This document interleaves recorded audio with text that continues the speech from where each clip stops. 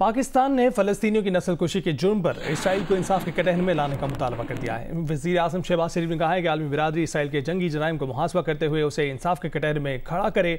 वज़ीर आज़म ने कहा है कि खान यूनिस के मुहासरे से इलाके में अशिया खुरनोश दीगर ज़रूरियात ज़िंदगी की फराहमी मुअत्तल होकर रह गई है। फ़लस्तीन में इंसानी अलमिया जन्म ले चुका है। फ़लस्तीन से मुतल्लिक़ आलमी अदालती इंसाफ के फ़ैसले और अक़वाम मुत्तहिदा की करारदादों पर अमल दरामद करवाया जाए। वज़ीर आज़म शहबाज शरीफ ने पाकिस्तान के मेडिकल कॉलेज में फ़लस्तीन के मेडिकल के तलबा के लिए ख़ुसूसी इंतज़ाम करने की हिदायत की ताकि वो अपनी तालीम का सिलसिला जारी रख सकें। कहा कि पाकिस्तानी हुकूमत और अवाम फ़लस्तीनियों के साथ खड़े हैं। पाक फ़ज़ाई के 6 जहाज़ों से 1200 टन और 3 बहरी जहाज़ों के ज़रिए 1500 टन इमदादी सामान फ़लस्तीन भिजवाया जा चुका है। 24 घंटों के दौरान गज़ा में 80 फ़लस्तीनी शहीद हो चुके, जबकि 4 रोज़ में खान यूनिस में 1,80,000 फ़लस्तीनी बेघर भी हो चुके।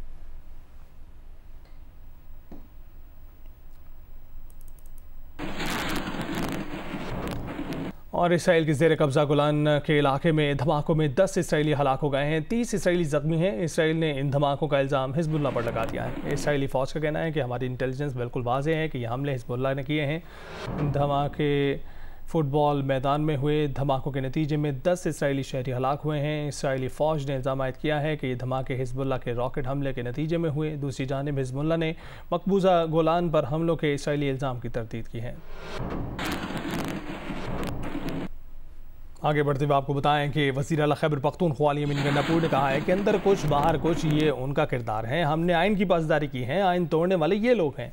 इदारों से दरख्वास्त करता हूँ आप न्यूट्रल हो जाएं, लोग आपसे गिला कर रहे हैं। लोग समझ रहे हैं कि उन्हें लाने वाले आप हैं। वो मर्दान में मीडिया से बातचीत कर रहे थे। ये नाअहल है, ये निकम्मे हैं, और मैं तो कहता हूँ ये पनौती आज़म है। पनौती क्या होता है? मनहूस। जिस चीज़ में हाथ डालते हैं वो चीज़ तबाह हो जाती है। जिस चीज़ में हाथ डालते हैं वो चीज़ तबाह हो जाती है। मेरी इदारों से रिक्वेस्ट है कि आप न्यूट्रल हो जाएं। इनके साथ रह के ये नहुसत का लानतान आप पे आ रहा है। लोग आपसे गिला कर रहे हैं क्योंकि लोग ये समझ रहे हैं कि आप इनको लाने वाले आप हैं। इनसे अपने आप को डिसएंगेज करो, वरना मजीद नफरतें आपके खिलाफ फैल रही हैं। और तहरीक इंसाफ वाले बहरूपिये हैं या पागल हैं या क्या हैं? वफाकी वज़ीर मुसद्दिक़ मलिक का जवाबी वार प्रेस कॉन्फ्रेंस में कहा कि अब कप्तान कह रहा है कि PML नून हमारी इस्टेब्लिशमेंट से लड़ाई करवा रही है, इस्टेब्लिशमेंट से बात करेंगे। मुसद्दिक़ मलिक ने कहा कि बात करो, बर्बाद मत करो, मामला सुलझाओ, उलझाओ मत। हुकूमत की तरफ से एक बार फिर तहरीक इंसाफ को मुज़ाकरात की दावत भी दे दी और सवाल भी उठाया कि आपने पीपल्स पार्टी की सपोर्ट लेकर हुकूमत क्यों नहीं बनाई? हमें हटाना है तो हटा दें। कप्तान कह रहा है कि एस्टेब्लिशमेंट से बात करेंगे, PML हमारी लड़ाई करवा रही है। सवाल मैं आपसे ये पूछता हूं कि ये बहरूपिये हैं या पागल हैं? और अगर बहरूपिये हैं तो हम क्या करें, और अगर पागल हैं तो हम क्या करें? किसी बात पे पैर लगा के खड़े ही तो हों तो बात आगे चले, मगर मकसद जब सिर्फ मुल्क को बर्बाद करना हो, मकसद बात करना ना हो, बर्बाद करना हो, आप हमें बताइए कि हम क्या करें।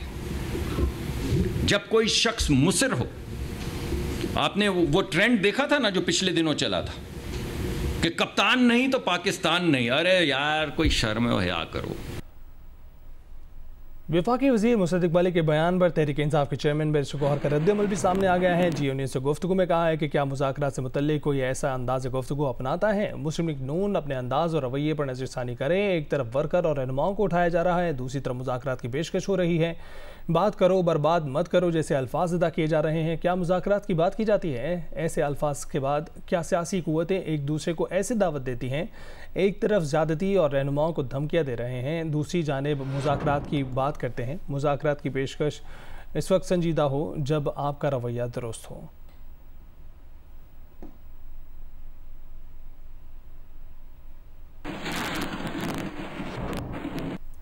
वज़ीर आला सिंध मुराद अली शाह का कहना है कि IPPs के मसले को हुकूमत संजीदा ले रही है। जिन अजला में बिजली नहीं है वहाँ तरजीही बुनियादों पर सोलर फराहम किए जा रहे हैं। सजावल में मीडिया से गुफ्तगू करते हुए वज़ीर आला सिंध एक बार फिर कह चुके हैं कि पीपल्स पार्टी किसी पार्टी पर पाबंदी के हक़ में नहीं है, लेकिन PTI पर पाबंदी के हवाले से तहरीक इंसाफ को फैसला करना होगा कि वो चाहती क्या है। पहले उनके जहनों में कुछ और था, अब ये अपनी लाइन बदल रहे हैं।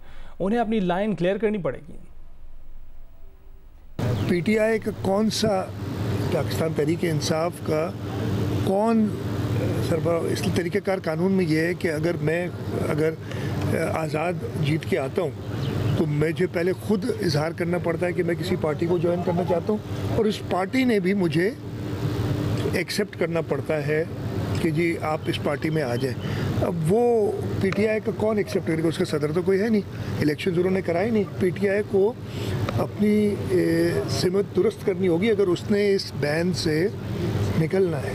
पाकिस्तान पीपल्स पार्टी का कभी ये मौक़िफ़ नहीं रहा कि किसी सियासी जमात की पाबंदी की बात भी की जाए, लेकिन उस सियासी जमात को भी वो डेमोन्स्ट्रेट करना होगा कि वो मुल्क की सालमियत भी यकीन रखती है। ताज़ा तरीन अपडेट ये है कि हुकूमत की मुज़ाकराती टीम जमात इस्लामी के धरने में पहुंच गई है और इस बारे में तफसीलात जानते हैं जियो न्यूज़ के नुमाइंदे शबीर डार से। शबीर, बताइएगा इस हवाले से क्या अपडेट्स हैं, कहाँ तक पहुँचे मुज़ाकरा? जी, हुकूमती मुज़ाकराती टीम अब से थोड़ी देर पहले जमात इस्लामी के धरने में पहुंची है और हुकूमती टीम में वज़ीर इत्तलात अता तारड, रहनुमा Muslim League Noon doctor Tariq Fazal Chaudhry, RPO Rawalpindi Babar Sarfraz Alpa, commissioner Rawalpindi engineer Aamir Khattak और डिप्टी कमिश्नर रावलपिंडी हसन वकार चीमा शामिल थे। जो हुकूमती मुज़ाकराती कमेटी है वो अमीर जमात इस्लामी पाकिस्तान हाफिज नईमुर रहमान और लियाकत बलोच से मिली है और उनको बाकायदा तौर पर मुज़ाकरात की दावत दी गई है। हाफिज नईमुर रहमान ने मुज़ाकराती टीम की जो है दावत कबूल की है और उनका खैर मकदम किया है। अब ये मुज़ाकरात जो है इसका पहला बाकायदा दौर कल बाद नमाज ज़ोहर शुरू होगा और अतातार ने मीडिया से भी गुफ्तगू की। उन्होंने कहा कि ये जो हुकूमती मुज़ाकराती कमेटी है ये वज़ीर आज़म ने तश्कील दी है और जमात इस्लामी के जो भी मुतालबात हैं, जो भी मसाइल हैं, उन पर हम मिलजुल के बात करेंगे और मिलजुल के हल निकालेंगे। मिलजुल कर हल निकालेंगे। शबीर डार, ये बताइएगा कि धरने पर जो मुजाहिरीन मौजूद हैं क्या वो रात यहीं पर गुजारेंगे? जी हाँ, धरना इस वक्त जारी है और जमात इस्लामी के कारकुनान इस वक्त मरी रोड लियाकत बाग पर मौजूद हैं। चूँकि ये 2 से 3 रोज का धरना है, लिहाजा धरने के जो इंतजामात है वो भी मुकम्मल कर लिए गए हैं। धरने को जो है 3 रोज तक कहा गया कि ये जारी रहेगा। लिहाजा जो शुरका है यहाँ पर धरने के, उनके रहने और खाने पीने के इंतजामात भी मुकम्मल कर लिए गए हैं। लियाकत बाग में एक टेंट सिटी कायम की गई है और जो धरने के शुरका है वो इस वक्त भी जो है पंडाल में मौजूद है धरने के और यहाँ पर जो मरकजी कायदीन है और मकामी कायदीन है वो जो शुरका है उनसे उनका खिताब भी जारी है।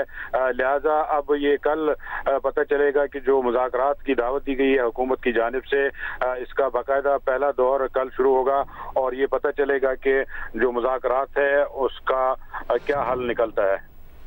ओके शबीर डार, इस हवाले से आपने आगाह किया, बहुत शुक्रिया आपका।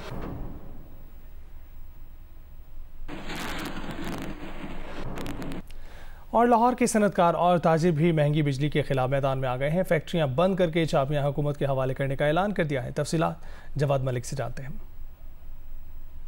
IPPs के कैपेसिटी चार्जेस और महंगी बिजली के खिलाफ लाहौर के सनतकारों और ताजरों का लाहौर चैम्बर में हंगामी इजलास हुआ, जिसमें IPPs के फ्रांसिक ऑडिट का मुतालबा किया गया। हुकूमत से कहते हैं जो IPPs के माहिदे हैं उसको रिविजिट किया जाए। 2 ट्रिलियन रुपीज़ जो आपने कैपेसिटी चार्ज की मद में आप अदा कर रहे हैं उसको आप इंडस्ट्री रिलीफ के अंदर दें।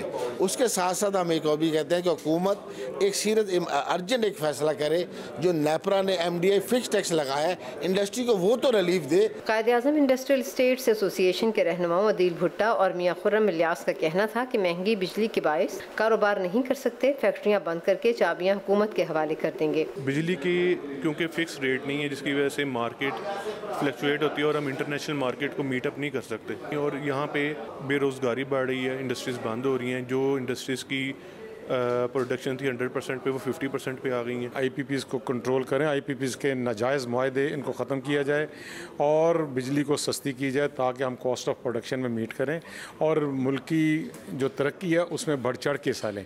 ये इंडस्ट्री ही है जो मुल्क को बचाएगी। सनतकारों ने मुतफ़क़ा मुतालबा किया कि महंगी बिजली से निजात के लिए IPPs से मुआहदों पर नज़रसानी की जाए।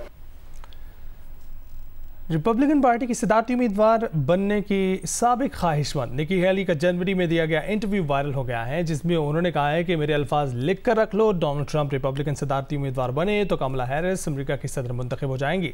निकी हेली ने कहा था कि डोनाल्ड ट्रंप सदारती इलेक्शन जीत नहीं सकते, वो ना तो इंडिपेंडेंट वोटर्स की हिमायत हासिल कर सकते हैं और ना मुज़ाफ़ाती इलाकों की ख़वातीन की। रिपब्लिकन में भी बाज़ हल्के कह रहे हैं कि वो ट्रंप को वोट नहीं देंगे बल्कि किसी और को वोट दे देंगे। Welcome back. तहरीक इंसाफ ने बतौर जमात चीफ इलेक्शन कमिश्नर और मेंबरान के खिलाफ सुप्रीम जुडिशल काउंसिल से रुजू कर लिया है। तहरीक इंसाफ के सेक्रेटरी जनरल उमर अयूब ने बैरिस्टर अली जफर के जरिए शिकायत दायर करते हुए इस्तदा की है कि चीफ इलेक्शन कमिश्नर और अरकान के खिलाफ मिसकंडक्ट पर इंक्वायरी की जाए और इल्जामात साबित होने पर चीफ इलेक्शन कमिश्नर और अरकान की बरतरफी की सिफारिश की जाए। इंतखाबात से पहले और बाद के औकात और वाक़यात का तस्करा करते हुए उन्होंने कहा कि इलेक्शन कमीशन साफ शफाफ इंतखाबात की आईनी जिम्मेदारी अदा करने में नाकाम रहा। PTI के पोलिंग एजेंट्स को पोलिंग स्टेशन से बाहर निकाला गया। इलेक्शन कमीशन कानून के मुताबिक नताइज जारी करने में भी नाकाम रहा। इलेक्शन कमीशन ने प्री पोल धांधली पर आंखें बंद कर ली। PTI ने अपनी शिकायत में कहा कि पार्टी अरकान की प्रेस कॉन्फ्रेंस में वफादारियां तब्दील करवाई गईं। PTI उम्मीदवारों से कागजात नामजदगी छीने गए, कारकुनान को अगवा किया गया, मीडिया और पोलिंग एजेंट्स को फॉर्म 45 पर वक्त नहीं दिया गया। PTI की कवरेज पर पाबंदी आयद हुई। इलेक्शन कमीशन ने कोई कार्रवाई नहीं की। मजीद कहा कि PTI को इंतखाबी मुहिम चलाने की भी इजाज़त नहीं दी गई। रिटर्निंग अफसरान सियासी बुनियाद पर तैनात किए गए। इलेक्शन कमीशन ने न सिर्फ PTI को इंतखाबात से बाहर किया बल्कि मखसूस नशिस्तें भी छीन लीं। इलेक्शन कमीशन तहरीक इंसाफ के खिलाफ अदालतों में बाकायदा फरीक बना हुआ है।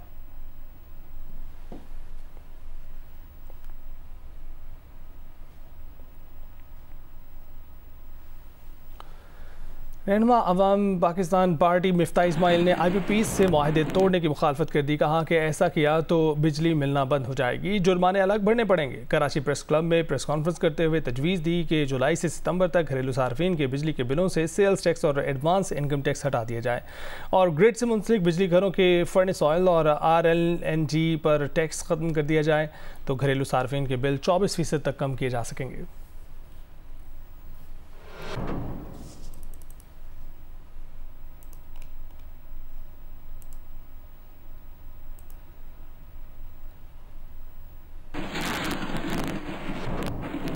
असद कैसर ने कहा है कि दिसंबर में हुकूमत PTI की होगी, वज़ीर आज़म बानी PTI के होंगे। जियो न्यूज़ के प्रोग्राम ने पाकिस्तान में असद कैसर ने कहा कि उम्मीद है कि ट्रिब्यूनल्स के फैसले PTI के हक में आएंगे। मैंडेट मिल गया तो यही इलेक्शन ठीक, वरना PTI नए इंतखाबात का मुतालबा करेगी। इदारों से मुतल्लिक पोजीशन तब्दील नहीं हुई है। बानी PTI ने कहा है कि मुल्क भी हमारा है, फ़ौज भी हमारी है। मुल्क तब आगे बढ़ेगा जब तमाम इदारे अपनी हदूद में काम करेंगे।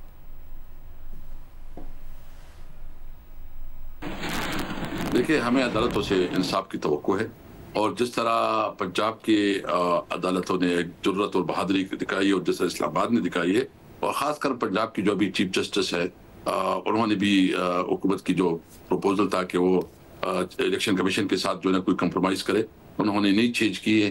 तो हमें उम्मीद है अपनी अदालतों से कि इंशाअल्लाह ताला जो हमारे इन्होंने सेंटेंस की झूठी और जाली नुमाइंदे बिठाए हैं, इंशाअल्लाह इनसे निजात मिलेगी।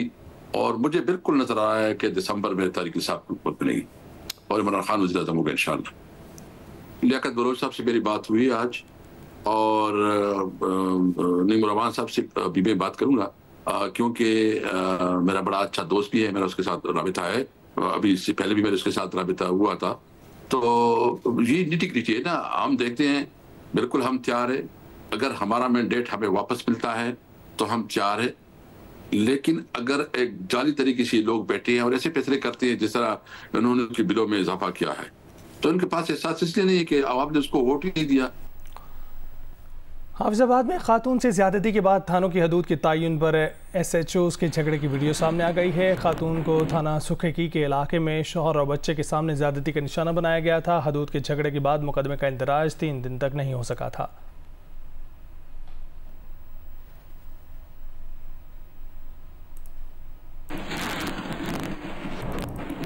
और रूस ने एक बार फिर पाकिस्तान स्टील की बहाली में मदद की पेशकश कर दी है। कराची में काउंसिल ऑफ फॉरेन रिलेशंस की तकरीब से खिताब में रूसी काउंसिल जनरल ने कहा है कि हुकूमत पाकिस्तान संजीदगी दिखाए, रूस स्टील मिल्स को बहाल करने में ताउन के लिए तैयार है जो 70 की दहाई में रूस ही के ताउन से लगाई गई थी।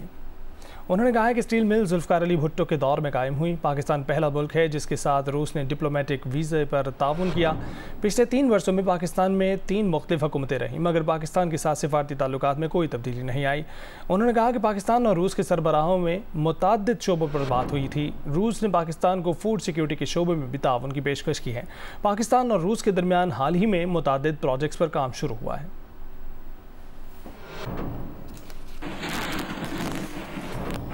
Welcome back. खैबर पख्तूनख्वा के ज़िला टांक में सिक्योरिटी फोर्सेज ने इंटेलिजेंस बुनियाद पर ऑपरेशन किया। ISPR के मुताबिक शदीद फायरिंग के तबादले में 4 दहशतगर्द हलाक हो गए। मारे गए दहशतगर्दों से असला और गोला बारूद बरामद किया गया है। ISPR का कहना है कि हलाक दहशतगर्द सिक्योरिटी फोर्सेज के खिलाफ दहशतगर्दी अगवा और टारगेट किलिंग की कार्रवाइयों में मुलव्वस थे।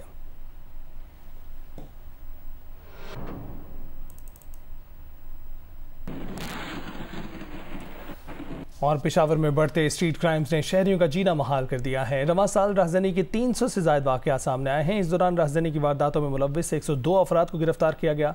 अबू बकर सदीक की रिपोर्ट। पेशावर में स्ट्रीट क्राइम्स पर काबू पाने के लिए पुलिस के तमाम हरबे नाकाम हो गए। शहर में रेजनी के रोजाना दर्जनों वाकयात रोनुमा हो रहे हैं। रवा साल रेजनी के 300 से ज्यादा वाकयात पेश आए। पुलिस रिकॉर्ड के मुताबिक इस साल रेजनी से मुतल्लिक 75 FIR दर्ज की गई। रात के 11 बजे तो बिल्कुल कोई बाहर नहीं आ सकता। मोबाइल्स का और पर्स वगैरह का इतना ज़्यादा मतलब कि यहाँ से आपसे ले रहे हैं और स्ट्रीट क्राइम बहुत ज़्यादा बढ़ चुका है। पेशावर में तो स्ट्रीट क्राइम बहुत ज़्यादा हुआ है क्योंकि 4 दिन पहले मुझसे खुद भी एक मोबाइल चोरी हुआ है। तशवीशनाक सूरत हाल के बावजूद पुलिस का दावा है कि रेजनी की वारदातों में कमी आई है। रवा साल पुलिस मुकाबलों में 3 को हलाक जबकि 81 रेजनों को जख्मी किया गया है। पुलिस के मुताबिक रेजनों की गिरफ्तारी की शरह 61% है। रेजनी में काफ़ी कमी आई है, अभी इजाफा बिल्कुल इसमें नहीं है। और अब अबील की जहाँ तक बात है, अबील हमारी बिल्कुल फ्रंट लाइन फोर्स है स्ट्रीट क्राइम के ख़िलाफ़। इसकी रीऑर्गेनाइजेशन की ज़रूरत थी, इसकी सुपरविजन की ज़रूरत थी, क्योंकि इस पर इनकी वर्किंग के हवाले से काफ़ी कंप्लेंट्स आ रही थी। तो इसमें काफ़ी हमने लोगों को रीशफल भी किया। उसके बाद एक सुपरवाइजरी टीयर हमने इसमें इंट्रोड्यूस करवाया। पुलिस रिकॉर्ड के मुताबिक गिरफ्तार रौजनों में 79 पिस्तौल, 2 SMG समेत 69 मोबाइल फोन, 24 मोटरसाइकिल्स और नकदी बरामद की गई है। रेजनी के वाकयात पर रोकथाम के लिए अबाबिल स्क्वाड को भी मजीद मुनज़्ज़म किया जा रहा है। कैमरामैन शाहिद अहमद और सदीक बंगश के साथ अबू बकर सदीक, जियो news, Peshawar.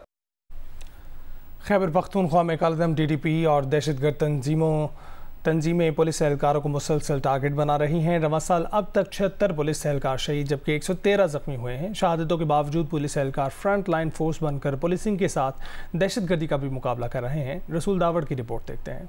Khyber Pakhtunkhwa police force मुसलसल दहशतगर्दों के निशाने पर है। रवा साल अब तक 76 पुलिस एहलकार शहीद और 113 जख्मी हो चुके हैं। CTD रिपोर्ट के मुताबिक DI खान में सबसे ज्यादा 23 पुलिस एहलकार शहीद और 23 एहलकार जख्मी हुए। बन्नू में 12 पुलिस एहलकार शहीद और 12 जख्मी हुए, जबकि बाजावड़ में 11 शहीद 32 जख्मी हुए। इसी तरह पेशावर में 11 पुलिस एहलकार शहीद और 11 जख्मी हुए। हमने जो इक़दामात उठाए हैं हमारे लिमिटेड अवेलेबल रिसोर्सेज में, उसमें ये है कि जगह जगह हमने TI कैमरास लगाए हैं, स्क्वाड्स लगाए हैं, जिसकी वजह से हमारी रात के टाइम पे विजिबिलिटी बढ़ गई है। फिर पुलिस ने अपने जो इंस्टॉलेशंस है उसकी प्रोटेक्शन और डिफेंसेस जो है उसको मजबूत बना के टारगेट हार्डनिंग भी किए। हुकूमत के मुताबिक अफगानिस्तान से अमरीकी इनखला के बाद जदीद असला दहशतगर्दों के हाथों लगा, जिनमें थर्मल गन्स भी शामिल है, जो पाकिस्तान में सिक्योरिटी फोर्सेस के खिलाफ इस्तेमाल हो रहा है। दूसरी जानिब सूबाई हुकूमत ने पुलिस को जदीद असला से लेस करना शुरू कर दिया है। 3 अरब रुपए हमने अब दिए हैं। टोटल बजट में हमने 7 अरब रुपए मुख्तस किए हैं। 3.3 उनको दे दिए गए हैं और इसीलिए दिए गए 3 गाड़ियाँ बुलेट प्रूफ लेटेस्ट गाड़ियाँ उनको अभी दी गई हैं। बाकी हमने उसका बंदोबस्त करना है। आपको पता होना चाहिए कि एक बुलेट प्रूफ गाड़ी जो है वो करोड़ों रुपए में पड़ती है। गुज़श्ता पूरे साल में दहशतगर्दी वाक़यात में 184 पुलिस अफसरान व एहलकार शहीद, 408 जख्मी हुए थे, जबकि रवान साल अब तक 76 पुलिस एहलकार शहीद और 113 जख्मी हो चुके हैं। कैमरामैन फजल हुसैन सैयद के साथ रसूल दावड़, जियो न्यूज़, पेशावर। और पाकिस्तान समेत दुनिया भर में आज हेपेटाइटिस का दिन मनाया जा रहा है। पाकिस्तान में 1.5 करोड़ अफराद इस मर्ज़ में मुब्तला हैं, जबकि खैबर पख्तूनख्वा में 10 लाख अफराद हेपेटाइटिस B और 12 लाख अफराद हेपेटाइटिस C में मुब्तला हैं। इस दिन के मनाने का मकसद हेपेटाइटिस जैसे तेज़ी से बढ़ते हुए मर्ज़ के बारे में लोगों को आगाही देना है। पेशावर से शीबा हैदर की रिपोर्ट। हेपेटाइटिस एक जानलेवा मर्ज है। हेपेटाइटिस B और C खतरनाक तस्वुर किया जाता है, जो इस्तेमाल शुदा सिरिंज के जरिए एक इंसान से दूसरे इंसान को मुंतकिल होता है। खैबर पख्तूनख्वा में 10 लाख अफराद हेपेटाइटिस B और 12 लाख अफराद हेपेटाइटिस C में मुब्तला हैं। पहले इसने ऑपरेशन किया तो उसके बाद ठीक हो गया। अब उसको लेके आए, अरकान हुआ है, अरकान के बाद डॉक्टर जिगर को नुकसान हुआ है, उसको ठीक करवाना है, इंशाल्लाह वो ठीक हो जाएगा। फिर अभी इलाज करवा रहे हैं। पाकिस्तान में 1.5 करोड़ अफराद यरकान में मुब्तला हैं। माहिरीन सेहत के मुताबिक 90% अफराद को यरकान के बारे में बर वक्त पता ही नहीं चलता। गंदे पानी और नाकिस सीवरेज सिस्टम के बायस हेपेटाइटिस बी पर अब तक काबू नहीं पाया जा सका।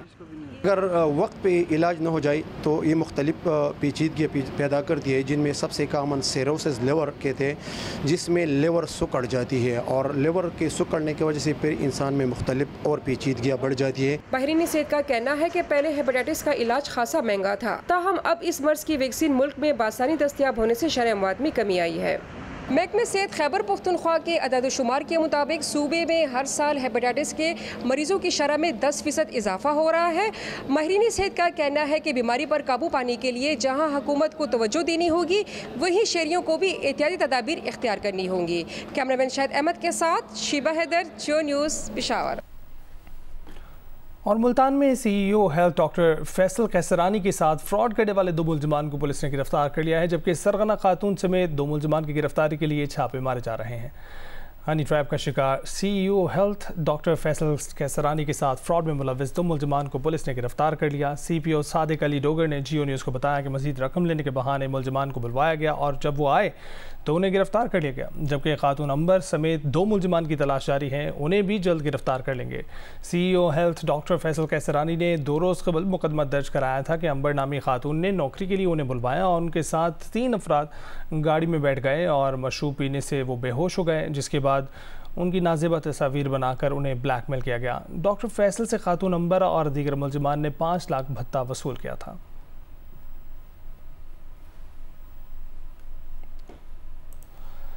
और सूबा खैबर पख्तूनख्वा में आज से मुमकिन तौर पर शुरू होने वाली मानसून बारिशों के दौरान पहाड़ी इलाकों में लैंडस्लाइडिंग का खदशा है। सूबाई हुकूमत ने ज़िला इंतज़ामिया को अलर्ट जारी कर दिया है। छोटी बड़ी मशीनरी की दस्तयाबी यकीनी बनाने की हिदायत की गई है। अमीर जमात इस्लामी हाफिज़ नईमुल रहमान ने रावलपिंडी में धरने की शुरुआत से खिताब करते हुए कहा है कि हुकूमत ने अगर हमारे मुतालबात नहीं माने तो ये धरना रुकेगा नहीं बल्कि मज़ीद आगे बढ़ेगा। हाफिज़ नईम ने कहा कि हुकूमत सुन ले, हम यहाँ 25 करोड़ अवाम का हक लेने आए हैं। अगर हुकूमत ने हमारे मुतालबात को नहीं माना, अवाम को रिलीफ नहीं दिया, बिजली की कीमतें कम नहीं की, IPPs को लगाम नहीं दी, तनख्वाहदारों का टैक्स खत्म नहीं किया, स्लैब जो लगाया है वो खत्म नहीं किया, पेट्रोल की लेवी खत्म नहीं की, तो फिर ये धरना यहाँ भी रहेगा और आगे भी बढ़ेगा। हुकूमत के लोगों इस बात को समझ लो कि हम हक लेने आए हैं, अपना नहीं, पाकिस्तान के 25 करोड़ लोगों का हक लेने के लिए आए हैं। हैकर्स हसास सरकारी मालूमात चुराने के लिए एक बार फिर सरगर्म हो गए हैं। हैकर्स ने हुकूमती अफसरान पर मुख्तलिफ व्हाट्सएप नंबर्स और जाली ईमेल्स के जरिए साइबर हमले शुरू कर दिए हैं। काबीना डिवीजन ने तमाम वफाकी वजारतों, डिवीजन और सूबाई हुकूमतों को मरासला भिजवा दिया है। काबीना डिवीजन की मरासले के मुताबिक हैकर्स की जानिब से मुख्तलिफ व्हाट्सएप नंबर्स और जाली ईमेल्स के जरिए टारगेट करके साइबर हमले किए जाते हैं। हैकर्स वायरस शुदा पैगामात भेजने के लिए मुख्तलिफ मोबाइल नंबर्स और ईमेल्स का सहारा लेते हैं। फेक डोमेन वाले नंबर से हैकर्स वायरस के जरिए साइबर हमले करने की कोशिश करते हैं। हैकर्स मुख्तलिफ सिस्टम्स तक रसाई के लिए एक सॉफ्टवेयर का इस्तेमाल करके फाइल्स भी भेजते हैं। मरासले में डिपार्टमेंट्स को नामालूम नंबर्स या ईमेल से मौसूल फाइलों को डाउनलोड न करने और तमाम सरकारी इदारों के अफसरान और अमले को हिदायत पर अमल दरामद करने की सिफारिश की गई। मरासले में नामालूम नंबर से मौसूल फाइल्स को डाउनलोड ना करने की हिदायत भी की गई।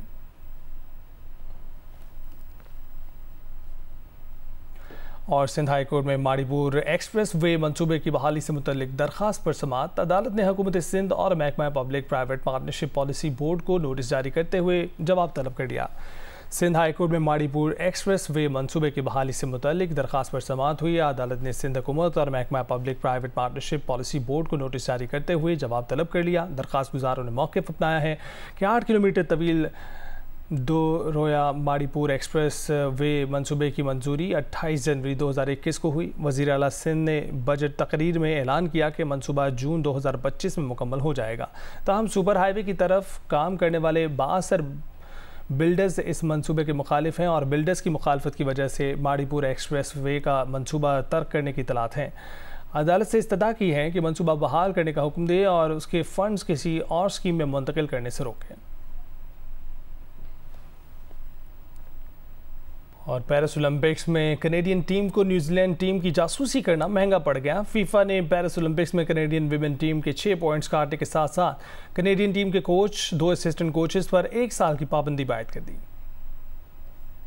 पेरिस ओलंपिक्स के दौरान कैनेडियन टीम को न्यूजीलैंड टीम की जासूसी करना महंगा पड़ गया। कनाडा विमेन टीम के head coach Bev Priestman, assistant coach Jasmine Mander और जोसेफ लंबार्दी पर पाबंदी आयद कर दी गई। कैनेडियन फुटबॉल एसोसिएशन पर 2 लाख स्विस फ्रैंक जुर्माना भी आयद किया गया। कैनेडियन टीम पेरिस ओलंपिक्स में न्यूजीलैंड की तैयारियां देखने के लिए ड्रोन इस्तेमाल कर रही थी। फीफा ने पेरिस ओलंपिक्स में कैनेडियन विमेन टीम के 6 पॉइंट्स काटने के साथ कैनेडियन टीम के हेड कोच और 2 असिस्टेंट कोच पर 1 साल की पाबंदी आयद कर दी।